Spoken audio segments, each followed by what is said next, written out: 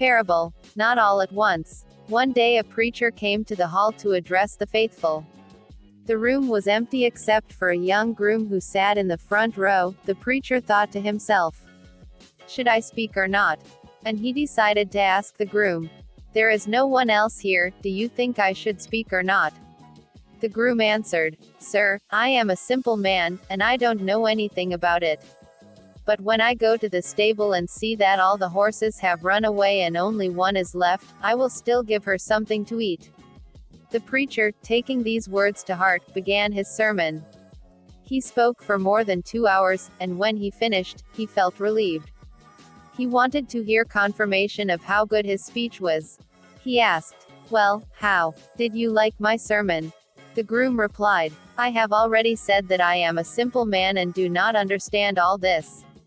But if I go to the stables and see that all the horses have run away and only one is left, I will still feed it. But I won't. She has all the food that is intended for all horses." The main secret of skill. The parable of how the master taught pottery. The great master of pottery was finishing his apprenticeship. He announced that he would evaluate the skill of students either by the number of works done in a week, or by one, but the best product. Some of the students immediately began to make all sorts of jars, pots, plates, cups, and burn them in the oven.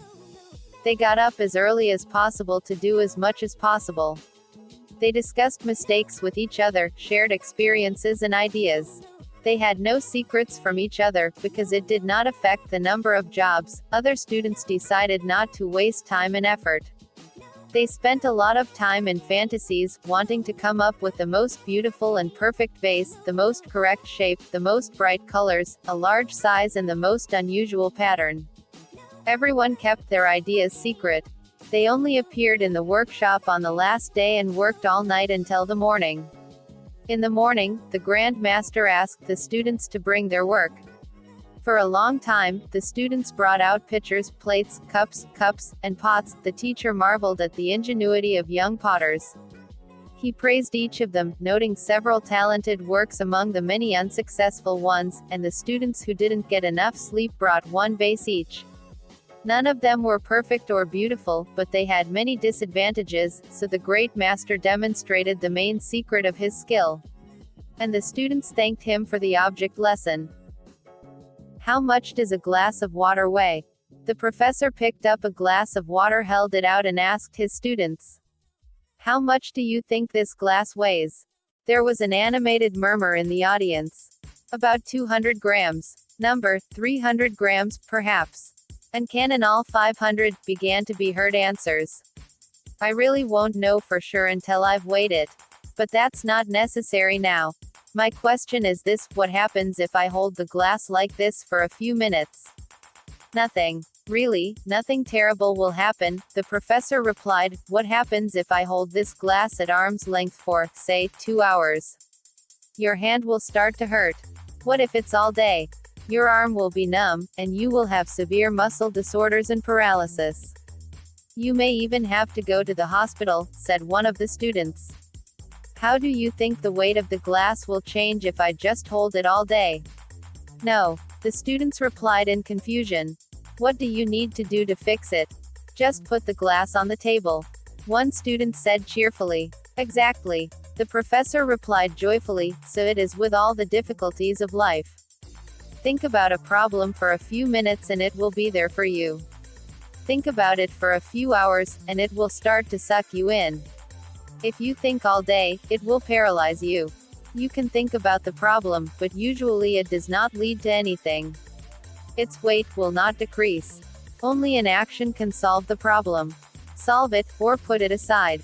There is no point in carrying heavy stones on your soul that will paralyze you." Parable. Dandelions. One person decided to make a beautiful green lawn. He was very proud of the way it turned out, smooth, beautiful and green. One day he saw dandelions blooming in the green grass. This made him angry. He plucked the flowers with his hands. But, after a while, the dandelions reappeared. They disguised themselves as ordinary grass. And no matter how one tried to get rid of them, dandelions continued to appear on the lawn, grow rapidly and bloom. A person wrote about this post on a forum with a request to help in the fight against dandelions. He listed in detail all the methods used to control weeds. The post ended with the question, "I tried all the methods. Is there any other effective way that I don't know?" Soon he received an unexpected response, which was joined by all the participants of the forum. "We invite you to love them." A wise look. In one village lived a young guy. And he was deeply and unresponsibly in love with the first beauty in the whole district. The girl owned the hearts of almost all the young men in the area but did not give preference to anyone, and then the young man decided to become a strong and brave warrior. He rose to the rank of officer, distinguished himself in battle, matured and returned a hero to his native village. But the girl didn't even look at him. Then the man in love decided to become rich. He entered the service of a merchant as a bodyguard, and studied with him. Soon he opened his own business, became rich, and returned to his native village as a well-respected merchant. But the girl indifferently accepted his gifts, only showing even more generous offerings from other suitors, and then the man decided to gain wisdom. He returned a few years later to his native village, reputed to be a wise man. But he did not go to the House of Beauty, and began to live quietly, sharing his wisdom with others. As time passed, she never married, believing it unworthy of the beauty of all the proposals. But she was no longer young. And no one wanted to take it in the same plus knee. Left alone, the woman came to the sage. She liked the sage's words so much that she fell in love with him. She plucked up the courage to ask if he wanted to take her in the same class. And the sage agreed. People were surprised. Why would you want to marry a woman who has done you so much harm? The wise man smiled. If it wasn't for her, I would never have become what I am now. The parable of silence. There was a wise man. Everyone loved him. But, as always, there was a young man who wanted to test his wisdom. He encouraged his friends to teach the old man a lesson. The wise man sat near his house and thought about something. Suddenly, young people came up and they began to tease and even insult the person, trying to get him out of himself. The old man listened very calmly. Because of this peace they became somehow not on itself. There was an awkward feeling. They insult a person, and he listens to their words like music. There's something wrong here. One of them turned to the old man. What's the matter? Don't you understand what we're saying about you? How? I understand. Still and as understand. And, thanks to this understanding, I am silent. It's your choice to insult me or not. But whether I accept your insults or not is my freedom. And I just refuse them. You can keep them. I don't accept them. At the same time, the old man continued, I cannot forbid you to insult me. This is your freedom and your right. Let's get out of here, said one of the young men. No one else insulted the sage. Advice: get married or not. A young man approached a wise man and said, Teacher, I need some advice. I like a girl. Really like. And I am tormented now, for I do not know what to do, marry or not. Not marry. But why? Because you asked. If you really wanted to do this, you wouldn't have asked. The parable of the 1,000 balls of life. I was sitting in a cafe. Suddenly my attention was attracted by the velvety voice of an old man. He said something about the 1,000 balls that changed his life. Look, one day I sat down and counted. The average person lives 75 years. I know some people live less, others more. But they live about 75 years.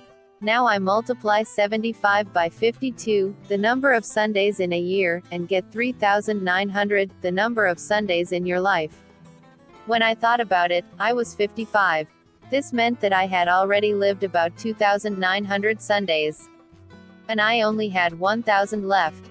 So I went to a toy store and bought 1,000 small plastic balls. I put them all in one clear jar. After that, every Sunday, I pulled out and threw out one ball. And I noticed that when I did this and saw that the number of balls was decreasing, I began to pay more attention to the true values of this life. There is no stronger remedy than to watch the number of days allowed to you decrease. Now, listen to the last thought that I would like to share with you today before hugging my beloved wife and going for a walk with her. This morning I pulled the last balloon out of my jar, so every day that follows is a gift for me. I accept it with gratitude and give my loved ones warmth and joy. You know, I think it's the only way to live your life. I have no regrets. It was nice talking to you, but I need to get back to my family. I hope we'll hear more. I thought about it. It was really something to think about. I was planning to go to work for a while today, I had a project to do. And then I was going to go to a club with my work colleagues. Instead I went upstairs and woke my wife with a gentle kiss. Wake up, honey. We'll take the kids on a picnic. Honey, what's wrong? It's just that I realized we haven't spent a weekend together in a long time. Also, let's go to the toy store. I need to buy plastic balloons. It is very nice that you are watching our channel. Please click like and subscribe. This is your best thanks. Thank you very much.